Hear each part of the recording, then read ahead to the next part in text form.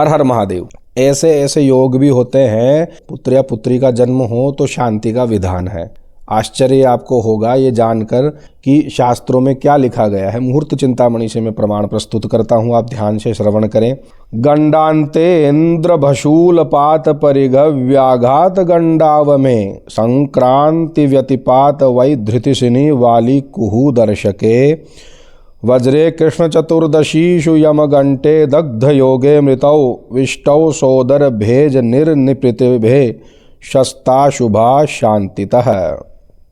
गंडांत ज्येष्ठा नक्षत्र, शूल योग, पात योग, परिघ योग, व्याघात, अतिगंड तिथि क्षय में किसी का जन्म होता है, संक्रांति को जन्म होता है, व्यतिपात में जन्म होता है, वही धृति में जन्म होता है, शुक्ल प्रतिपदा का पूर्व दल यानी कुहू इसमें जन्म होता है, कृष्ण चतुर्दशी का उत्तर दल यानी दर्श इसमें जन्म होता है, अमावस्या को किसी का जन्म होता है, वज्र योग होता है उस दिन किसी का जन्म हो, कृष्ण चतुर्दशी हो उस दिन किसी का जन्म हो जाए, यमगंट हो उस दिन किसी का जन्म हो जाए, दग्ध योग में जन्म हो, मृत्यु योग में जन्म हो, भद्रा में जन्म हो, सहोदर भाई तथा माता पिता के जन्म नक्षत्र इतने में पुत्र कन्या का जन्म भी अनिष्ट होता है। यानी इसको समझें,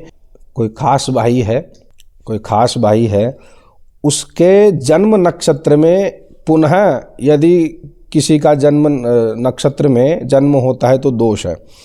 माता पिता के जन्म नक्षत्र में भी यदि किसी का जन्म होता है तो शांति होती है, और शांति में इतना खर्चा नहीं आता है कि हम इस चीज़ को, इन परंपराओं को, इन प्राचीन सभ्यताओं को, इन प्राचीन प्रमाणों को ही त्याग देवें, इन विधानों को ही त्याग देवें, ज़्यादा खर्चा नहीं आता है। इतने में पुत्र कन्या का जन्म होता है तो अनिष्ट होता है, इनकी शांति से शुभ हो जाते हैं, इनकी शांति करवानी चाहिए। अब क्यों शांति, अब बोलेंगे क्यों शांति करवानी चाहिए? शांति इसलिए आवश्यक है, इन योगों में जो खगोलीय जो घटनाएं होती है उनका हमारे जन्म से लेकर जीवन पर्यंत तक शरीर पर प्रभाव रहता है।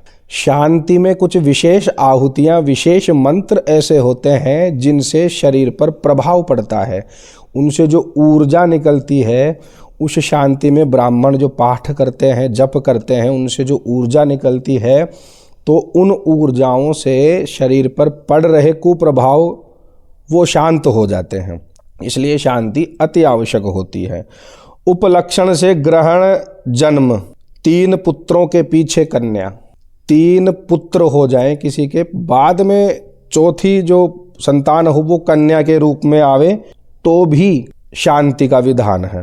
3 कन्याओं के पीछे पुत्र का जन्म हो जाए तो भी शांति का विधान है। किसी के 3 कन्याएं हैं और उसके बाद में पुत्र हो चौथा, तो शांति का विधान शास्त्रों में बताया गया है, शांति करवा लेवे। और ऐसे भी तो आप बोलते हैं कि घर में छोटा मोटा हवन करवाना चाहिए, छोटा मोटा हवन करवा देते हैं, तो इसको छोटा मोटा समझकर ही, हालांकि वेद मंत्र हवन इत्यादि ये तो बहुत बड़े हैं और इनका जो महत्व है, इनका पुण्य प्राप्त होता है बहुत ही बड़ा है, बहुत ही वर्णनीय है, वर्णन नहीं कर सकते इतना पुण्य प्राप्त होता है।